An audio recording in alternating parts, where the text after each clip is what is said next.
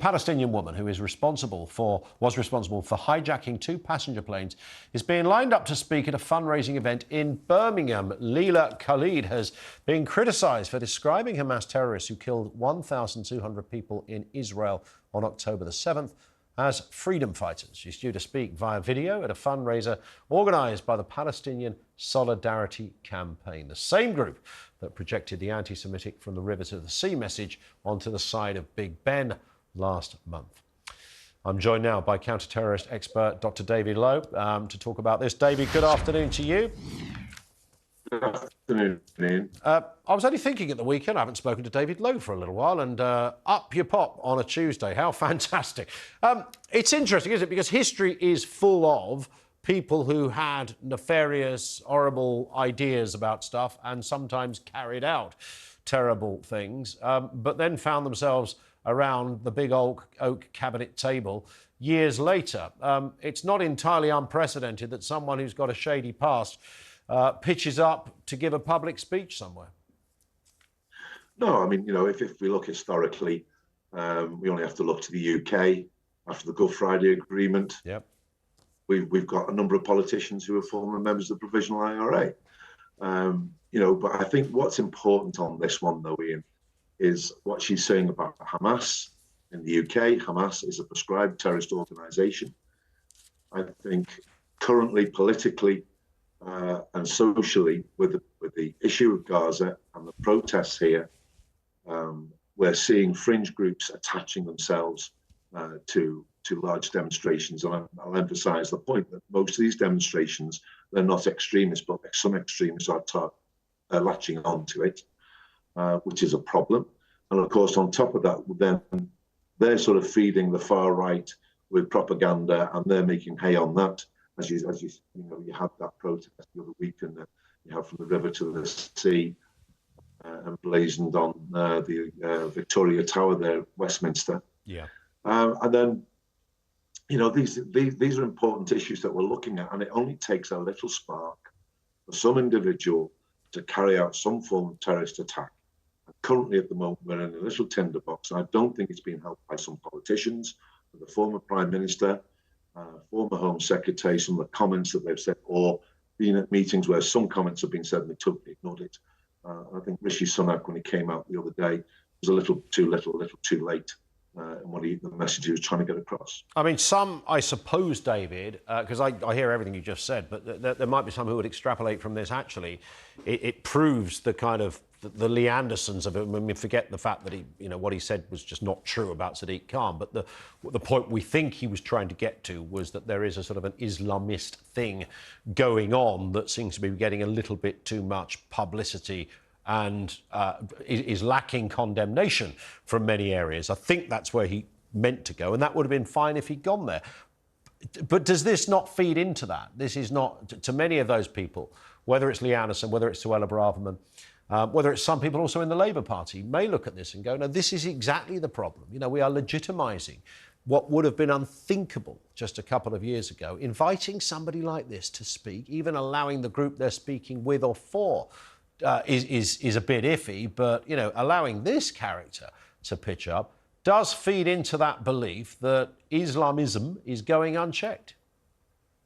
Well, it does appear, you know, if you look at the surface of it, it does appear that way. Leila Khaled, she's had a visa knocked back before when she's wanted to come and speak here. There was another one she did in University of Leeds in 2020. Again, it was online. And that, you know, there's no permission given for that, and that caused great consternation at the time, certainly within, not just within the university, where you have the different student unions up in arms about it. But you know, compared 2020 to 2024, we are in an area where you've got some really volatile points of view. Yeah. And yeah, what Lee Anderson was saying, you know, I think he went too far saying he is, you know, extremists are taking over the country, and I think he was pointing more to the Islamists on that point. I think that was going too far. But what we are seeing, what does distress me a little bit, is where protests are being held, fine outside Parliament Square, town halls in the cities and towns of this country. That's legitimate. But you go outside an MP's house, with their family, with children. No, that is where a line has to be drawn. Yeah. That is intimidatory. And some of the things that you're hearing, some of these on the fringes of these groups, where they're calling that lesser jihad or a holy war, where they're praising Hamas. They're starting to commit offences here when we start to look at some of these things. Are they glorifying acts of terrorism? That's on the Terrorism Act. Are they giving support for a terrorist group? That's on the Terrorism Act. These are serious offences here.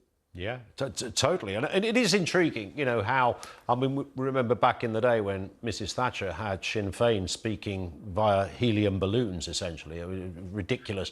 While simultaneously, as we now know, conversations were going on behind the scenes. And, there is always a point where the unthinkable becomes a reality. Even Nelson Mandela was jailed for terrorist crimes, eventually becomes the president and one of the most respected figures of his time. So it may, in 10, 20 years' time, if she were to speak somewhere, perhaps people would say, well, this was unpalatable back then, but now it's inevitable. But it is about timing, isn't it? October the 7th is barely 6 months away.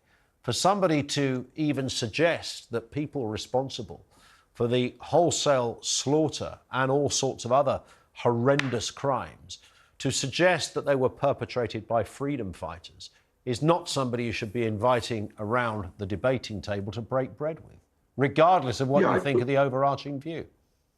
Yeah, I totally agree with you. Certainly not at the moment. And of course, there are legitimate voices in these pro-Palestinian protests. We are looking at a government in Israel and how they're carrying out this conflict at the moment. And we are looking at innocent civilians who are being killed or made homeless, being injured, and we're looking at that. That's a legitimate voice, but somehow it's getting lost a little bit with some of the extremists. And you're quite right. You as I said, you look at the Good Friday Agreement, and of course, John Major was absolutely crucial in setting that up. It was a long pathway. It wasn't just the Labour government. Obviously, Home Rowland was absolutely crucial when she was Secretary of State for Northern Ireland at the time, and bringing that together, as well as the likes of John Hume from the SDLP, sure, David Trimble from the Ulster Unionist Party. Absolutely key figures. That was a long road to get to the Good Friday Agreement. True. And, as I said before, you look at it, some of those who are either loyalist or Republican terrorists are now politicians. Yeah.